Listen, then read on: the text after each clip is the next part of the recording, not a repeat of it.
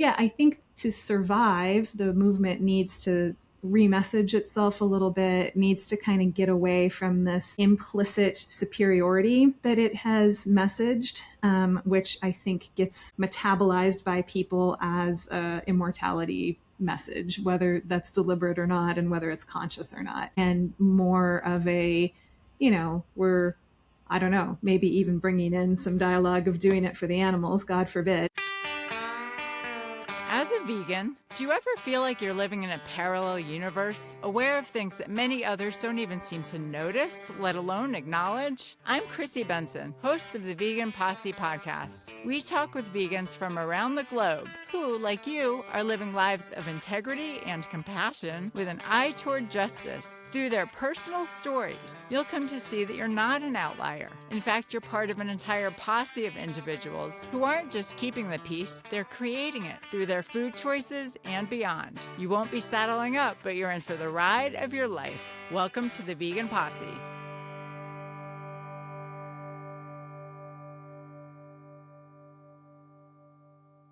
Hey Posse, I'm your host, Chrissy Benson. First of all, this episode is dedicated to my friend Randy. Randy is a loyal friend and a true animal advocate, and we'll see just how loyal a friend she is based on when she sees that she had a Vegan Posse episode dedicated to her. But Randy, this one's for you. So yes, it's been a little while since you all have seen me because we have not posted a new episode in a few months. But in these final weeks of 2025, I wanted to wrap up the year with some things that matter. And there are a number of things that matter to me, but two of them are what's happening to the non-human animals in our so-called food system and beyond. And of course, you all. You are the posse. And I can assure you that the posse is not passe. I've been focused on some other projects in recent months, but in the coming year, we'll be getting up a website, starting a membership community, and of course, continuing to bring you conversations with people like you who refuse to turn away from the parallel universe of suffering, which is the only existence billions and trillions of living, feeling, sentient beings ever know. And on that note, I'd like to offer just a few comments on the challenge and the privilege of being a vegan in our not yet vegan world. On the one hand, to people like us who care about animals, it seems so obvious. Why hurt animals if we don't have to? And yet, why do most of our friends and family members turn away from that basic moral tenet? And why do some of those who go vegan later decide to stop? Of course, I don't have all the answers. I will, however, note that as I see it, everything in our modern day society is conspiring against people being healthy, conscious, empowered, and in touch with their inherent inclination toward love. Acting with integrity means swimming upstream. It's worth it, but it's not easy to buck the system. And being an outlier is not for the faint of heart. I'll also note that as with any social justice movement, the people early to the cause are the outliers. They're considered weird, out there, and not fun to be around, even crazy. And hey, some of us vegans are all those things, at least at times. All that said, I will propose, and I heartily believe that at the end of the day, despite the pain that we vegans choose not to turn away from and to change how we live accordingly, we vegans are the lucky ones. We can look ourselves in the mirror, feel good about what we're putting in our bodies, and take solace knowing that we are not allowing it to be okay for countless non-human animals to be imprisoned, exploited, tortured, and brutalized. They are the victims, not us. So next time you're at a party and a sympathetic acquaintance is asking you whether there's anything you can eat, I encourage you to smile and say, "Oh, I'm completely, totally fine." And know in that moment that you are lucky. So may the luck of the vegans shower upon us all in this new year. And with that, please enjoy this conversation with my friend, Dr. Jen Howk. All right, well, welcome to the final 2025 edition of Posse Talk with Jen Howk. This is the regular series where my friend Dr. Jen Howk and I shoot the breeze about veganism, life, love, relationships, world events, and anything else on your minds. And we also do take questions, so feel free to email them.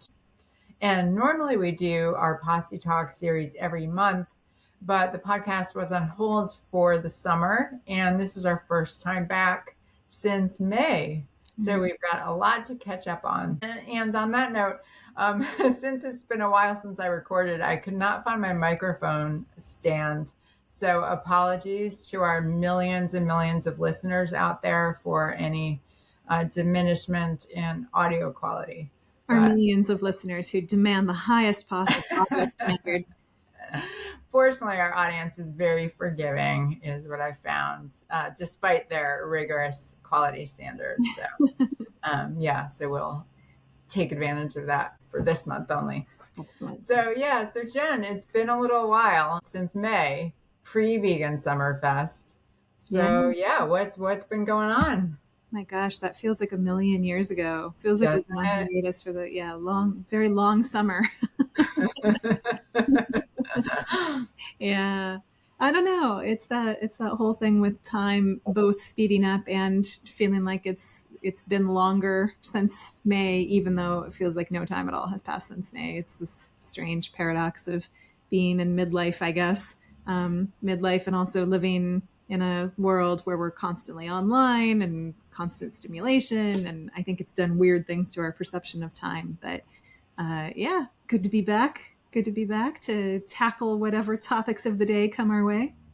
Yes, agreed. And I'm with you on time and the passage of time. Like for me, the days tend to go slow. The weeks tend to go really slow. Many times I find myself thinking, wait, it's only Tuesday? Like, how is it only Tuesday? Tuesday's the worst, yeah. And yet the weeks and the months and the years kind of go at a different pace. So it's very strange. It's very strange. Yeah. But how was Vegan Summerfest for you? We saw each other there, of course. But it's a hazy memory. I feel like the Summerfest devotees, they talk about the rest of the year being the non-Summerfest time. Like what sort of like there's Summerfest and then there's just everything else. And I sort of feel like it does. The year really is organized around that week, and it's just such a fun time to be around like-minded people and delicious food, and super fun. But it does feel like both a long time ago and a long time until we get to do it again. Yeah. The food is so great there. It's so good. I just love it. Yeah. And it's very, people who have not been to Summerfest, we may have talked about this before when we were anticipating heading to it, but like the event really does revolve around the food. People, it's sort of like, how kindergartners, their day kind of revolves around cookies and juice. It's very similar, where it just seems like it's always mealtime because there's 3 meals and they're the social time and they last quite a while. And it's just an event. There are, different stations for every kind of vegan preference. So you can be an extremely healthy vegan if you want. You can even be a raw vegan if you want. But then there's also plenty of more indulgent kind of junky food for people who want that. So there's like a pizza station and there's ice cream and there's all that kind of stuff too. So, but it really does seem people are either anticipating the next meal, or they're talking about the previous meal, or they're talking about the next day's meal. Like, oh, I hear tomorrow is, tempeh sandwich day or whatever. So it's very funny. It kind of really puts you in a summer camp, very childlike mode where you're just looking forward to the next exciting food installment. And then sometimes people go to talks in the middle of all that. Right. Yeah, some people barely go to any talks. I've always been a talk goer, at the conferences I go to. I love the talks. Now, of course, I'm more in the mode of giving the talks. But nevertheless, my day does kind of revolve around the food. And it's so interesting because I do have my own approach to buffets, and so I feel solid in how I eat at these places, and end up end up eating, like, even amongst vegans, I'm still eating more food Mhm, than mhm, anybody else. mhm. So Yeah, yeah. it's a little embarrassing, but at least there I just let it all hang out. And it's interesting because I usually come home from Summerfest like having lost some weight. Not Oh, I don't really? weigh myself super frequently or anything. And, 1 week, it's hard to tell. But yeah, it's interesting because I stuff my face. Yeah, there's a lot, a lot of face stuffing going on. Huh, Yeah. yeah. Well, there's a lot of walking, you get your steps in, walking back and forth to all the Yeah. talks, and you're up and active for a longer period of time because it's so social and there's stuff going on. And so, yeah, there may be a balance there. Yeah. And I feel like for me, because when I'm at home, I eat a lot of the same things all the time. Hmm. Hmm. Let's be honest, I eat all the same things all the time. Hmm. I make a huge vegan soup or stew that is delicious and gets me through the week, and broccoli, and for lunch I eat raw fruits and vegetables, and so I have my whole routine, and I love it, what I eat, but I do recognize that it's not super diverse in terms of getting different foods in there. Hmm. So I do feel like it's good for my system to eat just a different variety Hmm. of things, which I definitely get at Summerfest. Yeah, yeah, yeah. And also, dinner time is early. Like, I eat supper, dinner earlier at Summerfest than I do at home, which Hmm. that's probably my worst food habit is, not eating dinner on the earlier side. Mm, So yeah. I think Yeah, that helps. it's the early bird special all the way around here. I think Summerfest might be later than we typically eat. So it's Oh, interesting. What time do you eat dinner usually? 4:35, really Wow. early. Yeah. And then what do you do after dinner? That's always been my struggle. Like, okay, I can get the idea. Like, for me, dinner is kind of the the Again, penultimate event of the day. Everything in life is leading up to this moment, and the day is yeah, leading up to yeah. this moment. So after dinner, what do you? I always ask people who eat early, what do you do after dinner? Yeah, it's a little different in the warmer months, especially in the summer when it's so hot and swampy here in Virginia. That's the prime time to go out and do outside stuff, do garden stuff, because Hmm. the worst of the heat of the day is past. Hmm. Um, and so it kind of feels like, oh, I have, a couple of hours to do all this stuff I couldn't do in the middle of the day. It's kind of the siesta logic of things. In the winter, it's a little different because, of course, it's dark, so Yeah. early, and it's actually been really cold here so far this winter. It is a lot colder than normal, Hmm. and so yeah, I don't have a lot of interest in going out and doing things outside. So I don't know. The past couple of months, that's been schoolwork time, prime schoolwork time. It's when I'm gonna get my reading done, write my papers, all that kind of stuff. If I don't have schoolwork to do, it's just catching up on things or reading or indulging myself in some Netflix ridiculousness. I just started on someone's recommendation in the groups. Someone was saying that they were watching The Beast in Me, which is, don't know if you're Oh, familiar. maybe that was me. I watched that with my Oh, brother and future sister-in-law. yeah, it's quite compelling. So I've been enjoying that about halfway through that. So yeah, that's fun Netflix trash to watch when it's dark outside after dinner. It was good. I kind of think, December and January are for catching up on Netflix trash. It's like I'm not going to That's feel too fair. guilty about Yeah. that. Yeah.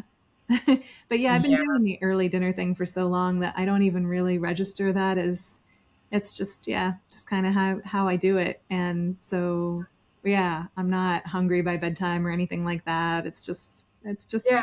early dinner, and it's then you're just done and you just kind of do whatever. Right. Right. Yeah. Well, yeah, my schedule is now less flexible since I'm working Yeah. on site at a different location. But there is kind of an official lunch hour. So I'm actually eating lunch earlier than I would, and dinner a little earlier than I used to. So that's a good thing. But it was just really interesting for me. And this happens now and again, especially these past few months with the podcast being on hold and post Summerfest and just kind of being out of the vegan loop a little bit, driving home one day from work. This doesn't happen very often, but a truck full of, cattle passed me. And just again, it just reminded me, of course, that while we're just going about our lives, doing our thing, focusing on our human agendas and trying to deal with whatever's in front of us, there's again that whole parallel universe of suffering. And it just, it just brought home to me like, okay, I can't, for me personally, it just was a good impetus to reinstate, just rejuvenate the posse, which I had never not planned to do. But it was kind of like, okay, this is really what's important. Not that other things aren't important too, but this is still kind of the most important thing that I can observe, at least, in terms of what's happening.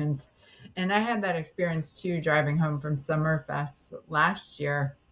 Again, we were all feeling so good and just loving the camaraderie and the community and the delicious food and just the invigorating talks, and kind of all feeling so good about ourselves and our little vegan bubble. And then driving home, and again, a truckload of farmed animals passing by me on the road, just like bringing home to me like, yeah, we vegans can, be patting ourselves on the back all we want, but meanwhile, all this stuff is still happening. So yeah, on that note, just broad question, but what's your sense of how the vegan movement is doing lately? Lately, since May, I'm probably as out of the loop as you are, apart from the conversations that we had at Vegan Fest. I mean, I'm just, it is, and I think this is an interesting theme because it points to how easy it is to just get consumed with your life and what's going on, and trying to keep all the plates in the air and meet all the deadlines. And I just find that, yeah, I'm in my own little microcosm of trying to manage my own existence, and it's easy for me to go many months without really, apart from maybe seeing a tweet here and there, or seeing a recurring donation come out of my bank account here or there. Like, it's just, that's really the extent of my involvement in the world. But that, it's not just with veganism, it's with everything else that I might care about. I'm just sort of like tunnel visioned in. And I don't want to pathologize that too much. I think that's very human, and that's, we go through cycles with this like we do with everything else. So I don't think it should be, let's beat ourselves up for not being better activists hour. But it is just a kind of, you do drive past those trucks and you do get little reminders here and there. And I think you say it well when you describe it as a parallel universe, because it is happening right there. And you're just, kind of, we get very upset with people who, like, I can't remember if we had this conversation on the Posse or if this was another conversation you and I had, but, Brett Weinstein and Heather Hine will talk about veganism, and they'll talk about factory farming as, well, everybody agrees that this is just completely reprehensible, but obviously humans have evolved to eat meat and blah, blah, blah. But we absolutely condemn factory farming and the abuse of animals and all of that. And at one point I was listening to their podcast, and Brett said something like, well, yes, it's so horrible, but I just have to kind of compartmentalize it and not think about it, because if I let myself think about it, that would just be too terrible. And that's just such a disingenuous thing to say. And I get so upset with people when they make that argument.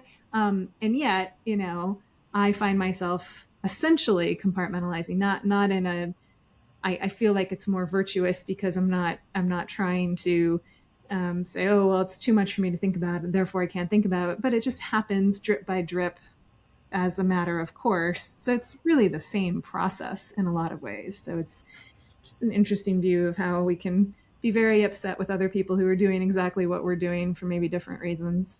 Right. And there's so many levels. Like, it's easy to get frustrated, of course, with people who are participating in that system and eating, eating animals and their secretions.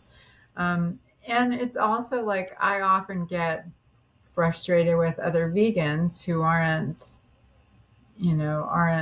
vegan enough or true enough to the cause. Like, one example that came up recently was at the place where I'm working, they had a department Christmas lunch.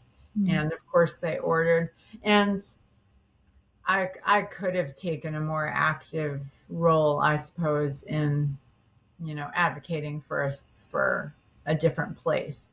But I basically just let them do their thing because I'm new at that place. So they ordered lunch from this, essentially a chicken and biscuits Mm. kind of place. And so that's what came was, I think there was some mac and cheese, and some green beans with bacon, like just a bunch of stuff. And I always bring my own lunch to work. I prefer to do that. I'd be doing that, regardless. But to be social, I felt like, oh, I ought to go join these people in the room where everybody's sitting there eating.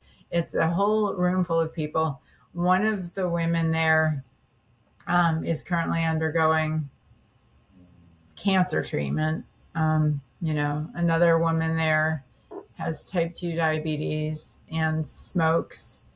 And, so everybody's there. I kind of sat I didn't want to be just right there with that stuff, like right, 6 inches away from me. So I sat on, kind of a couch that was on the side, just thinking with my own food, thinking like, okay, I'm just trying to be social here, Mhm. And then someone started saying, "Oh, Chrissy, you can eat. Like, is there anything you can eat?" And I get so frustrated when I hear that you Right. can eat thing. Triggering question for Yeah, and it's like I can eat what I want. It's I choose not to because I'm not a sociopath, basically. right. And then the woman with, and people thought I didn't have anything to eat, and oh no, poor Chrissy, is she going to be okay? And I know you and I maybe have slightly different perspectives on this because I know you really give a lot of attention to status, and we vegans, it's important to help preserve people's status. But I just really strongly feel in those moments like my instinct is just, I am not the victim here. I'm fine. I am fine, people. You don't have to worry about me. It's, you know, it's the animals who are the victims. So anyway, the woman with type 2 diabetes, she's saying to me, she said, I have some nuts in my office. I have some nuts in my office. Like, oh, she's going to save me. Like, Yeah. and, and then the conversation shifted to, one of them was like, they're tearing flesh off a bone and talking about Mm. the woman undergoing cancer treatment is tearing the flesh off the bone, talking with a woman with diabetes about which part of the chicken do you think tastes best? Which is your Oh my favorite? God. Yeah. And then someone was saying, well, what do vegans eat? And someone did ask me that, the woman with cancer. She said, what do vegans eat? And my boss started launching into the official explanation. And I said, by then I was feeling kind of snarky. And I said, oh, we eat actual food, rather than sentient beings. We eat food, and then my boss started saying, oh, vegans, no animal products. And people are saying, oh, what's vegetarian? And he's saying, oh, and I explained, well, vegetarian used to mean vegan, but then they referred to lacto-ovo vegetarians as vegetarians who ate those things, and then it kind of, the term became co-opted, was kind of explaining, well, most people who are vegan weren't born vegan, so they come to this conclusion for, and I think he was kind of leading into, oh, Chrissy has, philosophical beliefs behind this, and it might be a little triggering for her and I just fortunately that conversation, that line of conversation didn't really go anywhere, and finally I just kind of caught one of my coworkers' eyes and just was like, I'm gonna get out of here. And I left and went and ate my actual food elsewhere, and it was fine. I mean, it wasn't, I'm not going to say it was my most, I didn't like storm out or create a scene or anything. I don't think anyone really even noticed that I was leaving. I didn't feel my most mature. But again, reflecting on all of it. Oh, and this was what initially made me think of this, was that I do have a vegan coworker who's in a different department. Oh. So I texted him just to do a little healthy vegan venting. And I said, oh, I just, I had a vegan moment at the department Christmas party. And then he wrote back and said, oh yeah, it took years of me pestering my department for them to be more accommodating, but now we usually have a few options at the Christmas party. And again, it was all, he was coming at it from the perspective of like, oh, it's so frustrating not to have anything I can eat, and so even that response grated on me. And I texted back and I said, yeah, it's more the speciesism and the ignorance that kills my holiday spirit than, I had my own food. That was fine. And he didn't respond to that, surprisingly enough. But anyway, in not even in hindsight, I did recognize this even in the moment that, the bottom line is these people, like, a helpful response to ignorance isn't anger. Ignorance is ignorance. Like, ignorance means not knowing. And I know some of these people knew some stuff. Yeah. But the other people, they genuinely aren't thinking about this, they genuinely don't know. And so, I mean, yeah, that might be overly charitable. I mean, I think by the time people are in their 40s, they have certainly heard the arguments for veganism, and so it's not in Nashville, Jen. I mean, yeah. I mean, even in Alaska, people generally knew what it meant, and they'd heard the arguments. They just didn't want to hear it. They just didn't want to, they didn't want to challenge their priors. They didn't want bad news about their bad habits, and I don't know. I know where you're coming from, and I do try to have that general perspective, because otherwise it'll make you crazy and you'll just be in a total vegan rage all the time.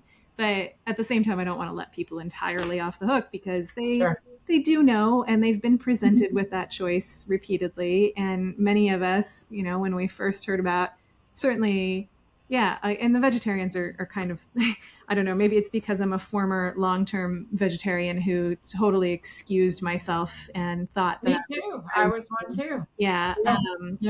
And I heard the arguments for veganism then, and I still was resistant to them even as a vegetarian, but mostly because I wanted my mac and cheese. I wanted my mac and cheese. I didn't want to give that up. And so it's not necessarily that there is this magical argument that they haven't heard yet. I think it's very much, when the student is ready, the teacher will appear. When I was ready, and I'm not sure what made me ready relative to where I was 10 years of vegetarianism before I went vegan.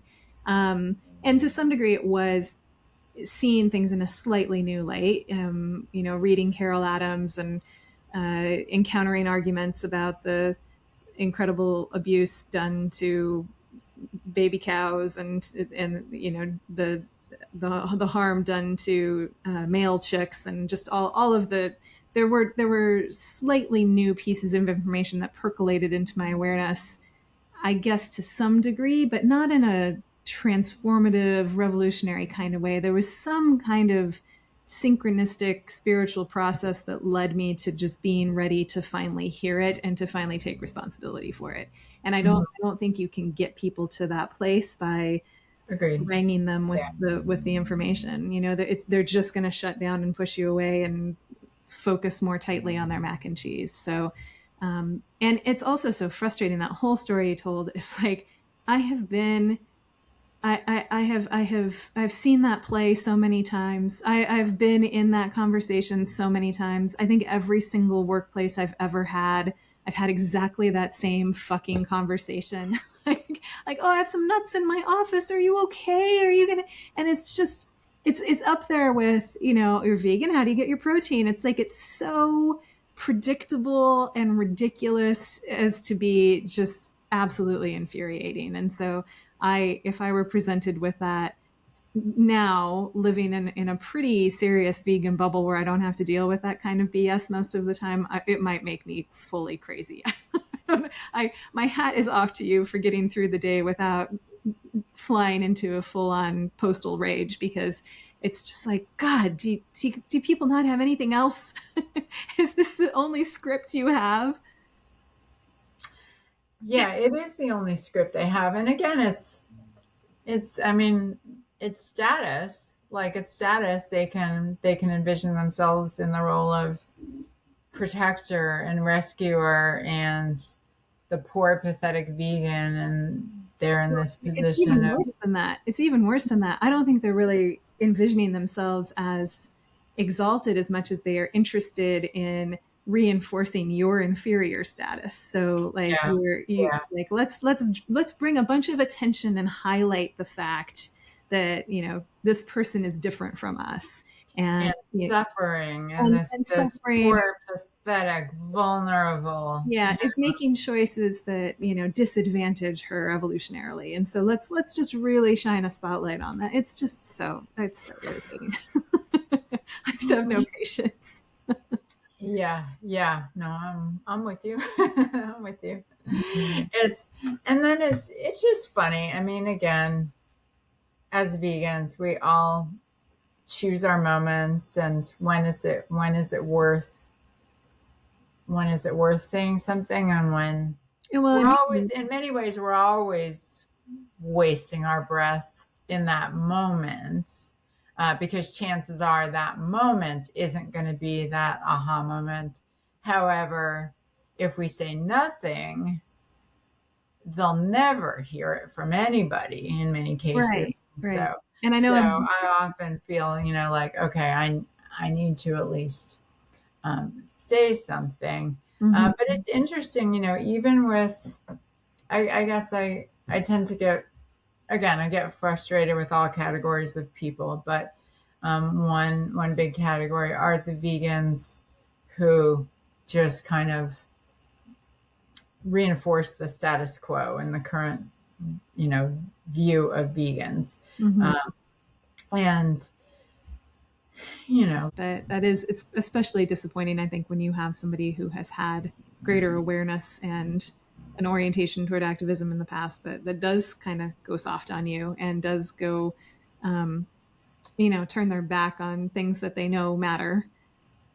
So, yeah, I guess for me, like, when I had Dr. Faraz Harsini on the show, he's the founder of Allied Scholars for Animal Protection, ASAP. mhm. Right.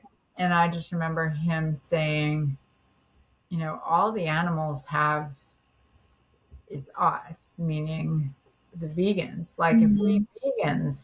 if even we vegans aren't speaking up for the animals, then, like, what freaking chance Yeah, do right. any of them have? Like, if even the people who believe this stuff aren't saying things, Mhm. yeah. So that comes to mind a lot, and yeah, it's just interesting. It's all a challenge, and at the same time, we can't rule out human relations with just the 98% of the population, 99% of the population who haven't gotten there yet. Right. I guess, again, we were those people. And number two, those people are almost everyone. Almost So, everyone. Yeah. Yeah. Yeah. Yeah. Yeah. So it's interesting. Well, kind of on a related note, what's your take on how the plant-based, the more health-based vegan movement is doing these days? Or what's your feeling about that whole world these days? I mean, I think it's in a little bit of crisis with the, high number relative to the number of people who are high profile in the plant-based movement. You have several significant names who are either dealing with major health challenges or who have died recently, in many cases, well before their time. And so what I've been seeing is that there's this crisis within the plant based world, especially among its most ardent believers who I don't think anybody would have said, well, of course, if I eat an SOS free vegan diet, I'll live forever and I'll never get sick and die. I mean, nobody has that rational belief, but it's sort of implied. I mean, I think there's a lot of people who have been really involved in the plant-based world for a long time and have eaten this way for a long time and looked up to all the John McDougals, etc. There was this kind of implicit belief that if I do this, I'm going to beat the odds. I'm not going to be like the rest of my cohort and age into disease and death inevitably. And so I think this was going to happen just because of the nature of the movement and the fact that most of its most significant people were kind of middle-aged when they came on the scene, and it's Is been there someone I don't know about? I know about Dr. John McDougall, mm-hmm, his dad, of course, and I know Chef AJ is dealing with mm-hmm. lung cancer. Is there someone else I don't know There's about? been there've been a couple, and I am not immediately recalling their names right now because I am Okay. totally sleep deprived and brain dead from doing too much paper writing this week. Um, but Maybe it's because you don't take fish oil, Jen. yeah, that Maybe must be the that's why. problem. Yeah. As Baxter Montgomery is one. I don't Um, know. I don't know who that is. yeah, he was I believe, a heart doc who also died this year. Hans Deal, um, he died right before McDougall did. I think those are the main ones. And then there's also a couple of lesser known people, but who are still very prominent within the plant based world. So, high placed dietitians at PCRM, high placed medical advisors to the blue zones, like these kinds of people that are well known in the inner circle who are also sort of getting cancer, having heart attacks, or just dying in their 50s or 60s. And so I think it's really rocked the world a little bit, and definitely down at the level of people who are just they're going to True North, or they're doing the McDougall program, or they're um, they found it and it's been really transformative in their life. They've lost weight, they've improved their health.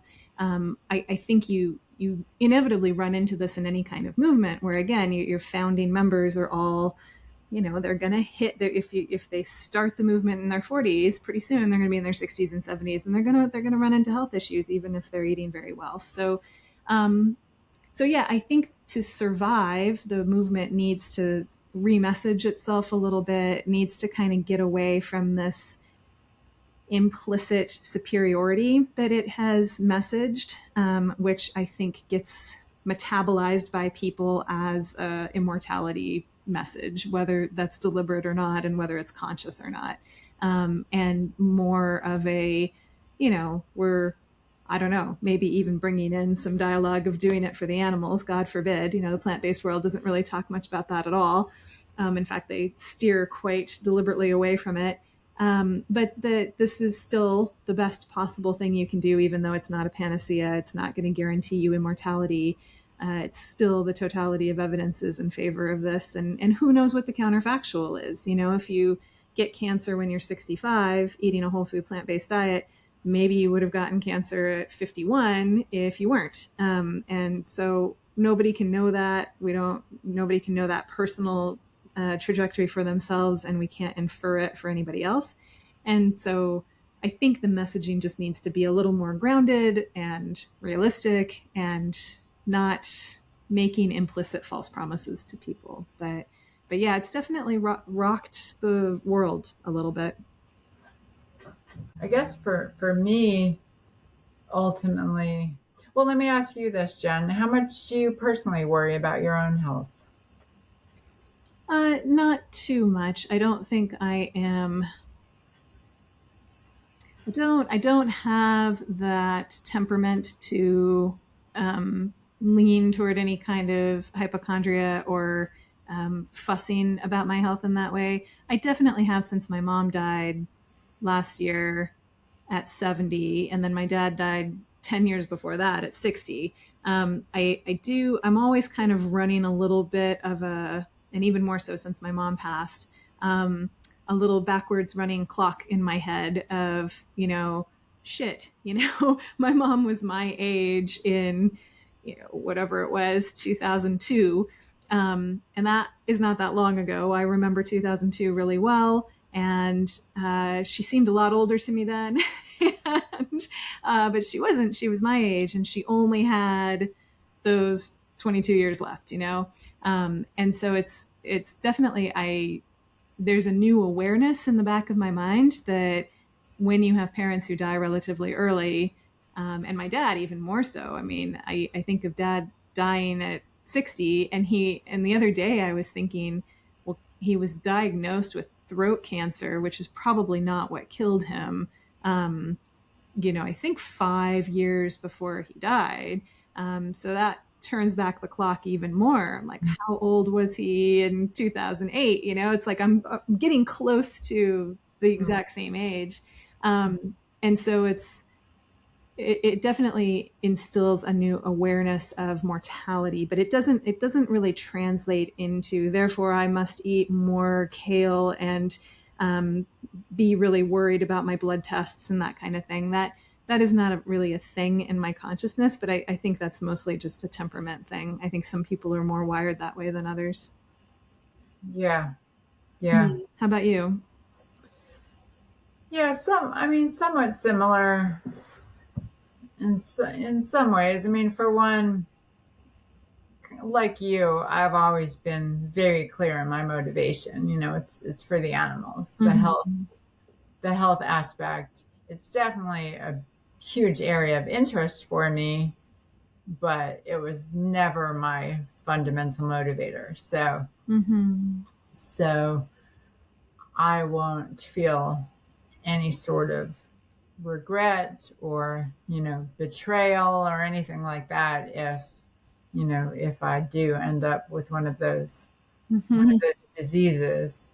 Um, I do still have quite a bit of confidence in the health aspect of how I eat. Mm-hmm. With that said, I'm also very aware that because I do eat a lot of the same things almost all the time, Mm-hmm. if there's a problem with one of those, whether it's some kind of pesticide or some kind of Right. something like and I eat a lot. For instance, I eat probably more broccoli than Mm-hmm. anyone I know because I eat broccoli, steamed broccoli, pretty much every single night. Mm-hmm.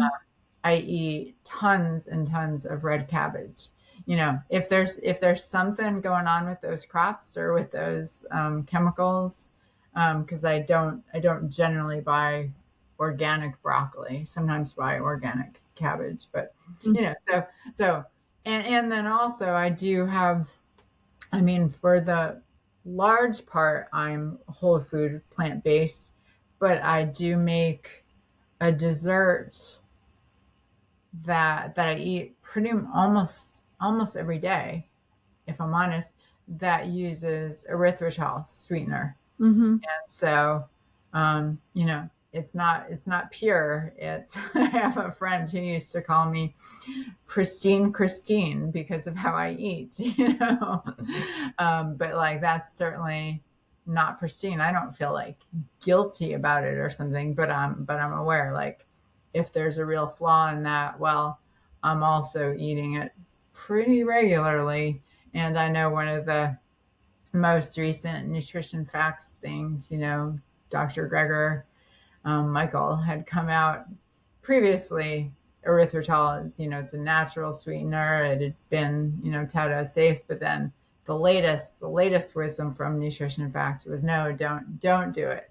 And I'm still doing it. So all that to say, I know that, like, again, if there's something wrong with any of the things that I eat, then it could be much more of a problem for me since I eat those things quite regularly. Yeah. I mean, you're eating as low on the food chain as you possibly can, and those same pesticide compounds are in processed food, the processed Yeah, food everybody else eats, and it's more concentrated and more amplified for them. yeah, And yeah, yeah. and I I think mean, I'm not. I don't feel. Yeah. I don't. Same as you. I don't really worry about my health. I mean, I have a lot of good habits, but I am also partly, I guess, too, because of my age and just little things like, as you know, I cracked a tooth bouldering Mhm. a couple of months ago. So Mhm. I'm in the process of getting an implant for that tooth. And, it's just like, silly as it might sound, it's brought me in touch with my just physical vulnerability a Oh little more, yeah, I you don't know? think that sounds silly at all. I mean, I had And a similar thing just watching my mom's frailty, and oh yeah, like yeah, and just like I do not want to be that frail when I'm in my 60s, right, it's like just really right. scary. It's scary. And then also both my parents have eye stuff in their Mhm. history, macular degeneration on my Mhm. mom's side, Mhm. cataracts on my dad's side. And so it's kind of those little things that are like, oh, that would really be a drag if, Yeah. something goes awry in my vision. And then just recently having some friends about my age who pretty healthy living vegans get cancer. Yeah, it's so again, I don't worry about it. Again, I just find fundamental solace just in knowing, like, I'm doing this for the animals. I was never doing it for my health. Yeah. And so I'm comfortable with it. But all that said, I don't want to get sick. I don't want to be in pain. I don't want to. And what's the alternative? I mean, Yeah, I mean, that's worse, just, you're yeah, worse off if you're not eating a whole food plant-based vegan diet, because you're yeah. concentrating whatever could be problematic about the Oh broccoli, yeah, is yeah, much worse than the chickens. So it's not like yeah, there's any real compelling evidence that you're better off in terms of cancer or whatever environmental exposure if you're eating a non-vegan diet. So it's yeah, not like you're taking some kind of unknown risk. But yeah, and I yeah, think most people, whether they're vegan or carnivores or omnivores, most people are eating the same thing pretty much every day. They're having the same breakfast for 30 years, that's true. Yeah, I mean, that's true. I think this is just True. how humans, with some exceptions, some people are extremely novelty driven. I know some Yeah, people who, they have to go out to eat a few times a week. They want to go to new restaurants. They want to have these experiences. But I think most people, especially if they don't have a lot of novelty seeking around their food, they're migrating to the same essential yeah, basic kind of combinations of core ingredients, and they're just repeating true. that forever. Yeah, Um, yeah. I think PCRM boiled it down to like 9 meals that people tend to have. yeah, I I mean, don't, I don't think I have 9 meals I'm not even. that high either, but Yeah. I'm probably like around five. I mean, it's very, and Okay. breakfast is Yeah. almost always the same, I think this is just, that's what I hear from my clients too. So, and I think Yeah. that works for people. It works for people who are trying to lose weight. It works for people who are Yeah. trying to like optimize their time and get to work and all of that. So, um, Yeah.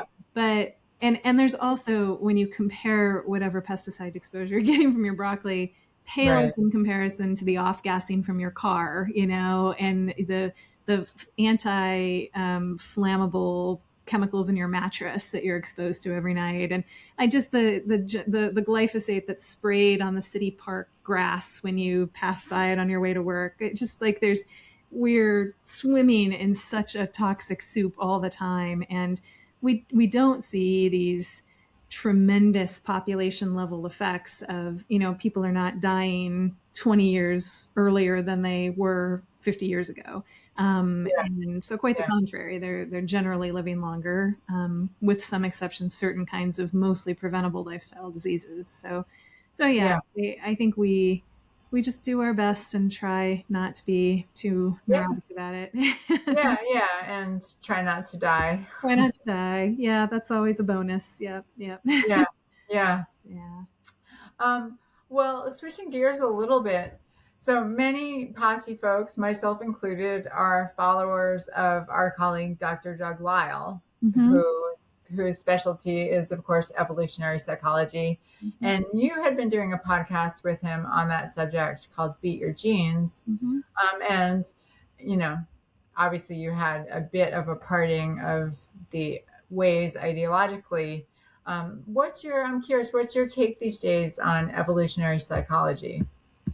Oh, I really haven't changed my tune too much on evolutionary psychology. What I want to make clear is that there is no monolith of evolutionary psychology as expressed by Doug or anybody else. It's an active area of research and inquiry that You mean it's evolving? it's evolving. And it has different schools within it. Just like, it's like asking, well, what do you think of political science? What do you think of the state of political science? Like, you get 10 political scientists together and they're not going to agree on everything. In fact, there's some fundamentals they're going to agree on, but they're going to have very different methodologies that they like. They're going to have very different literatures that they choose to turn to and publish within. They have different paradigms, and this is the same with every academic discipline. So when you look at the conversation within academic evolutionary psychology, there's a lot of vigorous debate around a lot of different things, including the genetic basis for behavioral traits and these kinds of other things that Doug and I tend to disagree on. So I think evolutionary psychology as a general research paradigm is super interesting, and I subscribe to a lot of perspectives in it, but I definitely am not a all in adherent to what I would characterize as computational evolutionary psychology, which is really the school that Doug is in, kind of David Buss is in. There's a few people who are really representative of that school, which is very cognitively based. It's from the kind of the grandfathers of that school are Tooby and Cosmides, but that is not evolutionary psychology writ large. There are many, many, many other perspectives and many, many other methodological approaches within the discipline. So what areas of just personal growth and therapy, psychology have been kind of catching your interest lately? Yeah, I think I'm, moving toward, there's so much emphasis in a counseling program on what's your counselor identity and, Yeah, what's your theoretical what's your orientation? theoretical orientation. And I just find myself again and again coming back to a fundamentally very humanistic approach with a grab bag of techniques like that. That just The eclectic. the Yes. eclectic. That's just because everybody's different. Everybody is going to be at a different place. They're going to have different goals for therapy. Some people are coming into therapy in a very specific problem oriented way. Other people are wanting to do a deeper level of work and have more insight into why it is they do the things they do. And so I think there are different tools for different scenarios. But the overarching approach is, yeah, I'm just here to help contain this space with you and companion you and give some legitimacy to what you're struggling with. And I'm not going to come in here with a hammer and say everything is a nail and that you need to do things my way and that I have this theory and I'm going to educate you about what that theory is. And if you don't accept my interpretation of things, then there's something wrong with you. That's definitely, I don't think, helpful for pretty much anybody who is coming into a therapy room. So yeah, I'm still like figuring out exactly which techniques I'm most drawn to. It's a lot of them we've talked about before. I still find IFS really personally incredibly useful, and hopefully we'll be able to use that with my clients as well. Anything, the kind of Jungian approach, which is very IFSE of just parts work. It's basically the same thing. But there's a time and a place for RET and CBT and DBT and all of the acronyms. Yeah. Yeah. Yeah. And I love, just, I always trend toward existential and, kind of the more philosophical, Yeah. Yeah. the Stoics. Like at the end of the day, we're never going to be able to sort out like all that trauma, all that pain, unpack all those negative beliefs. So maybe the more effective, useful approach is to develop the skill of living a productive and ethical life, regardless of how we're feeling. That's kind of where I tend to land. That's the approach that served me a lot in my personal life. And when I encountered that concept in the Stoics, I think I was reading something by Marcus Aurelius, but just how much energy we humans expend wanting to feel a certain way, and how how consistently we tend to fail in that effort to control how we feel. And like, okay, so what if we just kind of let the feelings be what they are? Yes, notice them. Yes, accept them. Yes, have some compassion for ourselves if there's a painful one we're sitting with, and then at the same time not letting those feelings or those traumas, that history, show up in our actions in a way that doesn't serve us. That's kind of where I tend to land. But it's very interesting because, like you said, different people resonate with different things, and people are looking for different forms of support at different times. And so that's also what I find interesting about being a coach, being a counselor, therapist, is just being able to shift gears and morph into being something different. In one session I'll feel like more of a teacher, in another session I'll feel like more of a friend or a witness or just kind of a space holder, like you said. So it's interesting, this whole profession.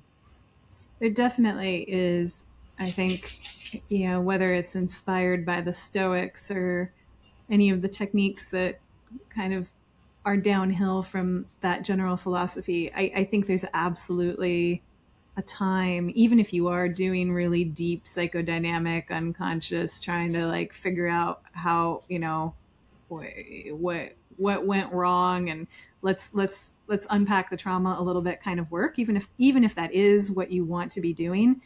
I think there is real value in having techniques on board to stop the bleeding. Because it's very tempting to kind of get energetically sucked into despair and helplessness and a real collapsing of reality that can happen when you're doing, especially when you're doing deeper psychodynamic type work. And so it's a balance. I think having an approach that's too much like, no matter what you're feeling, the task is just to kind of keep your feelings contained and hold it at bay and be functional. That's a little, usually too, in most cases, like there's too much of a negation of the emotional life. That if there's too much indulgence of the emotional life, there's no structure and you're just bleeding all over the place, and there's no, that's not useful either. And I really want to push back against the idea that I get often, that psychodynamic or psychoanalytic therapy is just you're just retreading trauma all the time. That's not the task of it if it's doing its job. It's I don't think that's productive for anybody. I don't think anybody coming into counseling and just, rehashing the past. And then, when I was 3, my mom said this and this happened. And like, that's all you're doing. I don't think that's good for the client. I don't think there's progress being made. And I don't think it's psychologically or spiritually good for that person to be in that space circling the drain all the time. So it's not about you're just rehashing trauma. If that's what's happening in therapy, then you need somebody who can bring in some sort of container, some sort of ego Right. container, and bring you back to, okay, so but we're right here. We Right. this is 2025, and yes, these terrible things happened to you, and yes, they did in some significant way contribute to who you are today, and they contributed to some of the maladaptive strategies that you may be carrying around, and some of the relational stresses that you may be experiencing. But we have to be in the here and now. We have to like look at where do we go from here with the tools that we have and the capacity that we have. And so, yeah, I think there's always this balancing act between how can we touch the emotional piece but contain it. Right. Yeah, I kind of think of it as in the work that I do with clients, I'm after more than just victim validation, Yeah. as Yeah. in validation in their victimhood. Yeah. At the same time, there does sometimes need to be some validation of like, yes, you went through something that was horrible, that affected you. That was real, and it makes sense, that it had an impact. Yeah. So even with that, there's a balance. But I view the work that I aim to do with people as more, let's get beyond that. Like you deserve. I don't like the word deserve, but what I envision for you is more than just that. Well, I think Validation. that's what they envision more for themselves than that, or they wouldn't be in I therapy. hope so. I Yeah. mean, I hope so. Sometimes I don't think that people do. I think that Mm. that's people are content to settle there, and they just want to be Mm. remain in that level of status, and maybe because they just don't think that they can access anything beyond that. Yeah, and there are certain rewards associated with that kind of victim validation, and I get that that is really frustrating for a lot of. I mean, I know that's really frustrating for Doug. That's where a lot of his philosophy comes from, and I think especially once you've been a therapist for a while and you see that, and it's sort of it's the old it's not a Saturday Night Live sketch, but it's the Stop It sketch. Are you Yeah, familiar with yeah, this? that's a good one. She has a Yeah, phobia of being buried in a box, and right. he's Bob just Newhart. it's Bob Newhart. That's right, right. Yes. And he's just like, okay, I'm going to tell you what to do. Are you listening carefully? And she's like, okay, I'll take notes. And he's like, no, you don't need notes. And he just yells, stop it. And it's I understand the impulse to just want to shake people and say, snap out of it. Like Yeah, my dad famously, as I've said many times before, he came out of rehab the first time. He had a new catchphrase, and it was handle it. So if any of us complained about anything, you just handle it. So it is this very suck it up buttercup kind of mentality. And we need a little of that. That's the masculine. We need a little of this kind of masculine containment to just like, all right, yeah, you've had your cry, and now like shake yourself off and on with it. But we also need this to be held. We need to be validated. We need the attunement that we yeah, didn't have. And we need to recognize too that if you went through the shit, whether it was dramatic trauma or whether it was just chronic neglect or whatever it was, that it probably is having pretty significant consequences on your relational capacity in current life. Like it may be having real lasting effects, and those are worth looking at through that lens. And to do so doesn't mean that we need to go back and tell that story again and again and again. It just means we need to look at, okay, how are you handling this current relationship? How hmm are you triggered by your boss? Whatever. And let's just be in that. Let's start with that. right. And that's the good news is we don't have to go back and access the past trauma. We can Right. just access the feelings that came up in that last interaction with the boss, which are Exactly. the byproduct of that past trauma. So, Right. Right. yeah, Right. yeah, So, yeah, I think it's, but I absolutely understand the frustration when people just want to kind of wah, wah, wah. yeah, yeah, And there is, because that does get you very low hanging fruit status of people being very sympathetic and, oh my God, that was terrible. And, that I have lowered my expectations of what you're capable of because you went through so much. There's a little evolutionary payoff to that. And that's yeah, going to be a bigger trap for some people than it is for other people. yeah, yeah, yeah. It's very interesting stuff.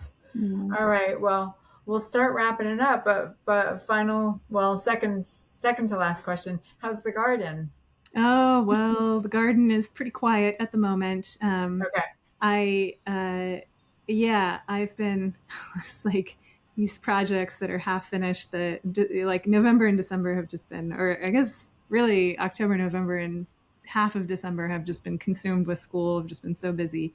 But I'm really interested in getting some things planted pretty soon in the garden to be early spring plants. So some lettuces and some uh, kales and cabbages and things like that. Even maybe some potatoes, a very early crop of potatoes. So you can, if you're in zone 6 or warmer, maybe even zone 5, and especially if you have some low cover or a greenhouse of any type or any kind of cover for your crop, you can get stuff started pretty much now. And so I'm going to be starting lots of little seeds soon.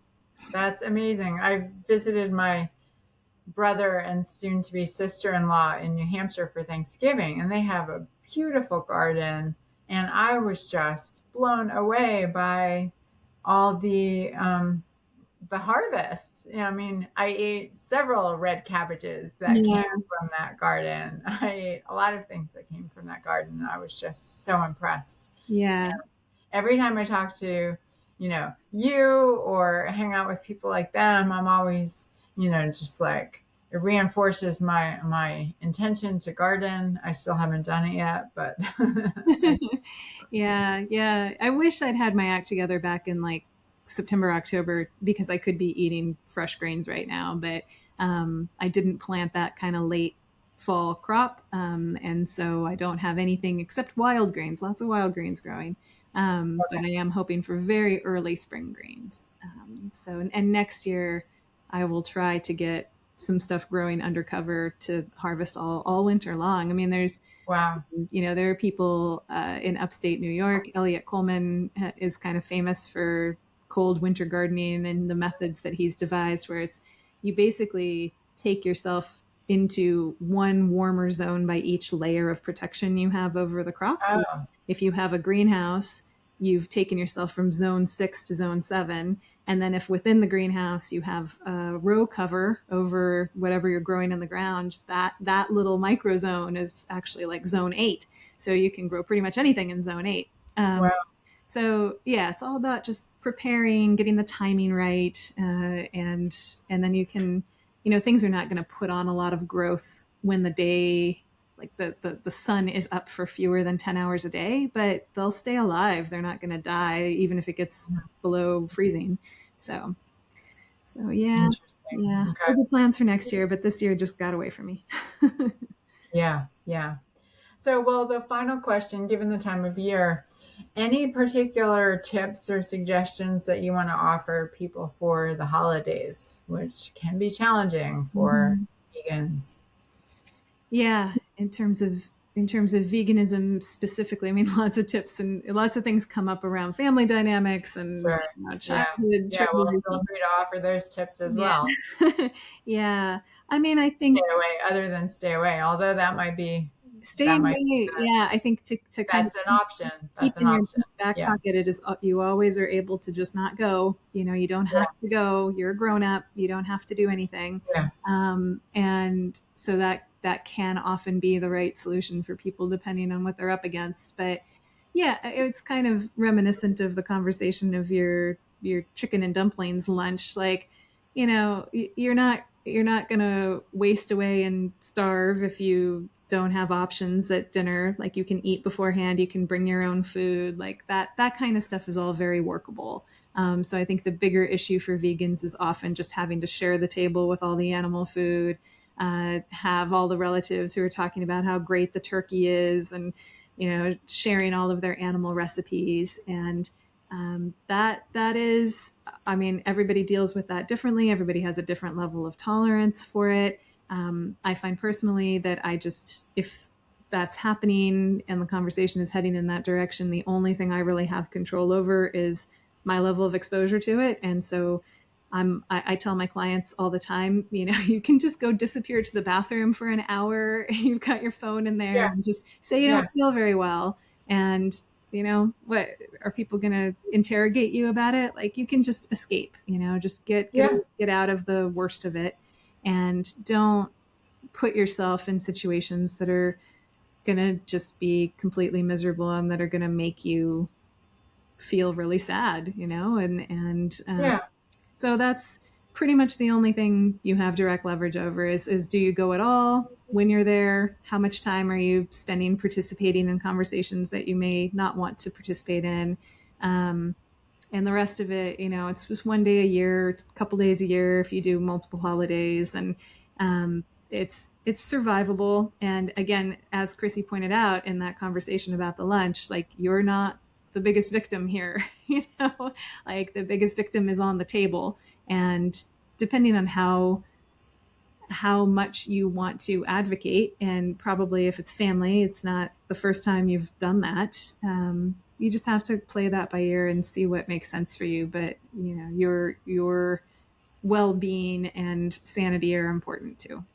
Yeah, I think those are all great points and going to be very helpful to people. And I'll also just put out, on the other end of the spectrum, there is always the option to host your own event, which again Yes, I had, absolutely. great success with hosting a vegan Thanksgiving here. It wasn't without without its bumps in the road, but all told, it was a wonderful success. And even just counterbalancing a traditional family event with a friend's vegan potluck, Yep. that sort of thing. Yep. And the more you can channel your cheerful, positive, vegan energy of well-being and health and joy, because at the end of the day, I feel this way myself, that at the end of the day, we vegans, amongst the humans, we vegans are actually the lucky ones.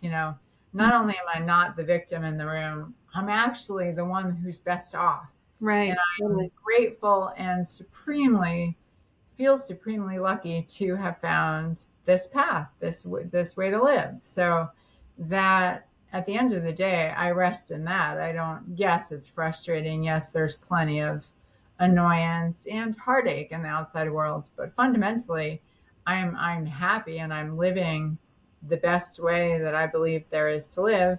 And so, as much as we can channel that energy and bring that energy into the events with some delicious vegan desserts or main dishes, and again, yes, like you're saying, Jen, give yourself an out, give yourself some space to just Definitely. Yeah. not go if that's where you are. And at the same time, if you do have enough left in your cup to be kind of that light, that positive example of a happy, joyous vegan, Mm-hmm. that's a more effective power of example than really anything else. And again, I always say this, if we can get people eating and enjoying delicious vegan food, then it's kind of game over. No need for philosophical debates or status wars. Like Right. Right. Right. everyone's happy. So just bring in that gingerbread, bring in those Definitely. cookies Yeah. or I mean, whatever. Yeah, so easy to make delicious holiday food. so And easy. yeah. Yeah. Yeah. And even that can be just like mind blowing for people to realize, like, oh, wait, like you can actually have a dessert if you're vegan. Because as vegans, we all know this. We all know that there are vegan versions of everything, Right. Right. the, Right. the junkiest and most decadent of foods. But a lot of omnivores, regular normies out there don't know that. Like they literally don't know that like vegan cookies are like super easy and some Yeah, cookies, yeah. yeah. And So like we had for Thanksgiving, oat based whipped cream in a can. Like, yeah. you really are not going to Oh, miss. I've never seen oat based. Yeah, it I was haven't oat seen based. that one. Interesting. I've seen How coconut. was it? It was delicious. It was tasted just like I remember, and really nice on some pumpkin pie. Where did you get it? Just at the regular grocery store here in the middle of the boonies. Really? Yeah. Okay, I'm gonna have to look. Yeah. Yeah. So I don't remember the brand, but I think there were a couple of options, but the oat based one was the way to go. So yeah, you're just not missing out on anything. This is the same sensory experience people are looking for. And yeah, I think you Right. make an important point that part of filling your cup in order to be the joyous vegan is, making sure that you do connect with like-minded community. I mean, again, even living here in the sticks in a very non-vegan friendly area, there was a Thanksgiving vegan potluck not very far from me. And in fact, one of the women in our group went, who lives Mm, over in West Virginia. So there are always vegan events. Look on Meetup, look on Facebook, find community.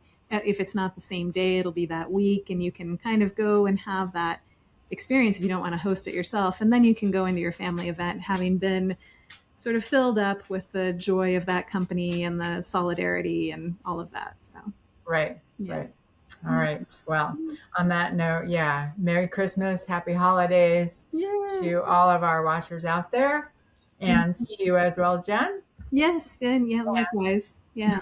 thank you. We're almost to solstice. We're almost there. Almost there. Yeah, yeah. It's And always darkest before the dawn. So if you feel it's dark, know that dawn is coming. it's rough this year, but we're, almost on the cusp. So, Yes. So we close every episode by taking 30 seconds of silence for all the suffering animals, human and non-human, who desire, as we all do, safety, happiness, and the freedom to live out their lives without interference. So Jen, I invite you to join me in 30 seconds of silence for the animals, and we'll conclude with the sound of the bell.